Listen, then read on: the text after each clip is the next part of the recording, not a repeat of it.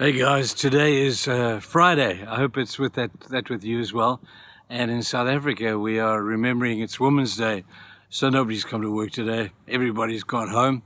It's a public holiday, and just want to shout out to all the women of our church and of our country who do such an incredible job. You women in rural areas who bear the brunt of raising children and keeping the husband satisfied and happy and all the amazing stuff that you do. We just want to tell you we love you, we respect you, and to all of our wives and to our daughters, we love you guys. You are totally awesome. Okay, now we can get into the last on the worship one. We're talking about worship in the context of Jesus telling the devil it is written, worship God and worship him only. And we're looking at different circumstances in which that applied as we find them in the Bible. And I want to finish with this one.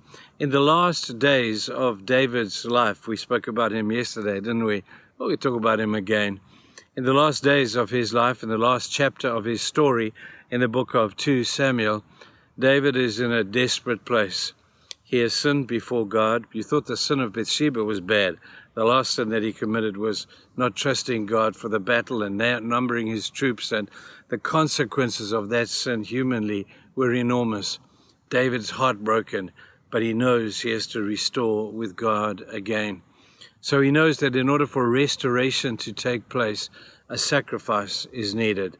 There's no restoration, there's no rehabilitation, there's no redemption without there being somewhere along the line some kind of sacrifice. So David knows this. So he goes off to a guy by the name of Aruna, and he says to him, Aruna, I need that field over there with the hill on the top. I need to make a sacrifice to the Lord. And Aruna is thrilled that the king has come and said, hey, Aruna, can I have a piece of your ground? He's delighted to give it to the king. And he wants to give it to him literally for nothing. And the king says to him, no, I will not give to God that which costs me nothing. I need to make a legitimate sacrifice. He needed to build an altar there. He needed to put a cow on his altar. And he needed to make a sacrifice. But Aruna kept saying to him, David, you don't have to pay for this. David, you've been a great king. Look what you've done for us. You've raised us up as a nation. Sure, maybe as a result of your messing up, you've done a few things that have hurt us. But David, in the main, you're a great guy and you're a good king. I want to give you that stuff. And David once again says, Aruna, you're not getting it here. I want to make a legitimate sacrifice, and there is no sacrifice without it being dead. I need to make the sacrifice. And so he bought the land for a fair price, the right price, and he did what he needed to do. This thing of sacrifice, in the Old Testament, if you arrived at a place of worship and you were going either to the tabernacle or to the temple to make your sacrifice, you never arrived at the temple of worship empty-handed. You didn't arrive there and say, hey, Lord, I just want to tell you how great I think you are and I want to worship you today. But you know what? I haven't got anything to leave with you. In those days, that would have been frowned upon him badly. You never came to the place of sacrifice empty-handed. I would encourage you today to think about this and to say we worship glibly sometimes. We worship taking it for granted. We tell God how great he is and how awesome he is, and yet we have nothing to give him as just a token of that which we believe about him.